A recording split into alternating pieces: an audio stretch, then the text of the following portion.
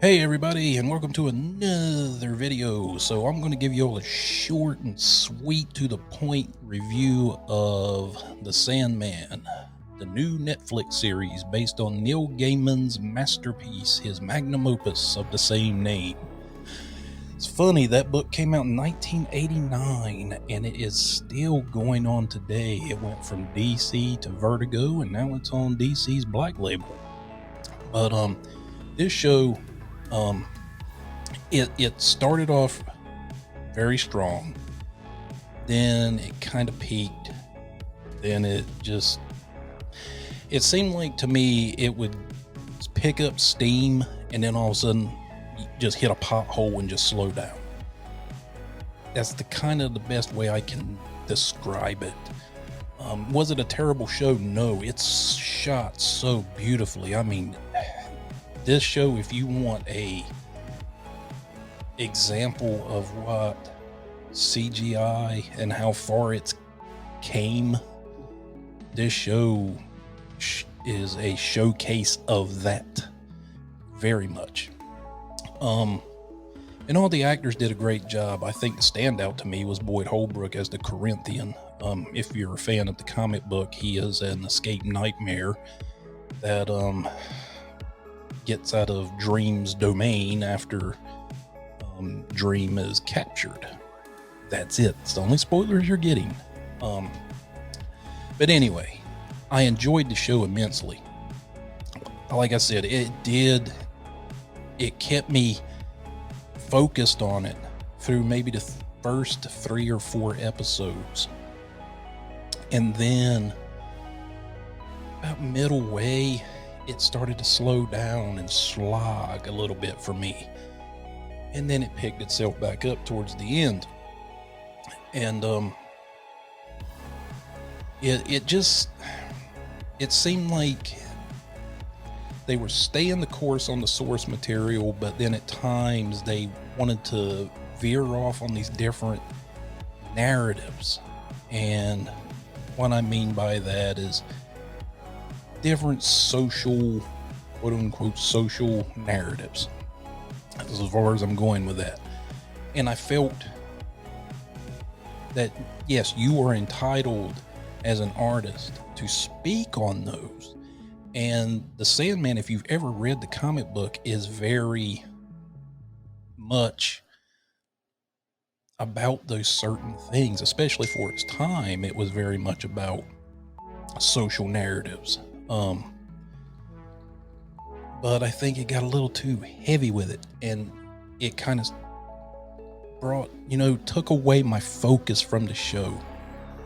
And I found myself at times like picking up my phone or doodling on a pad or picking up one of my guitars over there and just fiddling on it, and I was just losing my focus watching the show. And then I just turned it off and I said I'll come back to it. And when I did, I had my focus back on it, but then I found myself kind of veering off again. That is not to say it's terrible. It is, in fact, a great representation of what Neil Gaiman created. It very much is. Tom Sturridge, who plays Morpheus Dream, did a fantastic job. And at first, I was a little hesitant on his casting when I first read about it. And but he completely blew me away.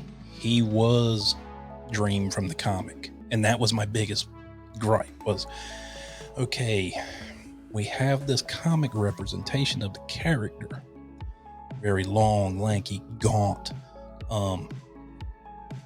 not overly handsome, and then there's this young, strapping, handsome young man, and I was being nitpicky, but that was my only gripe about it. But then when I finally got to see him and get to see him work, done a fantastic job.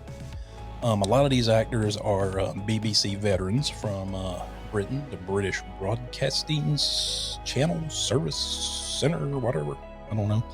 But a lot of them are veterans from there, so I'm sure a lot of them have stage work as well as screen, so they've got plethora of experience from both sides of the road there.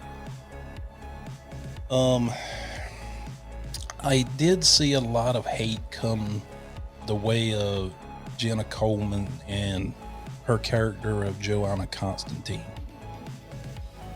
And I get it. If you're a fan of the comic, you wanted to see John Constantine. Everybody wants more John Constantine. Super popular character within DC. I would clearly say he's probably one of the top 10 most popular characters in that imprint. But I kind of like that they did a little retcon with it and they put Joanna in there. And here's the thing, guys. For those of you that don't read comic books, and I know there's a lot out there that don't, Joanna Constantine wasn't just a made-up character. She has actually been around for a while. She's a descendant, or no, it's not a descendant. Wrong. She is an ancestor of John Constantine, so she's still part of that Constantine bloodline. So, just go with it, guys. I mean, I understand that everybody wants that character, wants more and more, but hopefully, DC, one day you will give us back Constantine, because I kind of like that show. Wink, wink. And let's finish Swamp Thing too. Wink, wink. But I'm getting off subject. But anyway, guys, I'm trying not to give any spoilers. I just wanted to give you a quick review. Like I said, this whole show was shot beautifully. I mean, my God, it just, I can't put words to it. It was. All the actors did a fantastic job. Which, to be fair, a lot of times British actors knock it out of the park a lot. But, yeah, man, it's definitely worth a watch. I wouldn't say it's perfect. Like I said, a lot of things just slowed down the progression of the story with certain narrative detours that didn't necessarily need to be there. You could have mentioned them, but it seemed like they put too much emphasis on them. My only complaint. I'm guessing there's going to be a season 2. Can't wait. But if I had to, let's bring back the old Swayze, the old Swayzometer. So if I had to give this a 1 to 5 Swayze,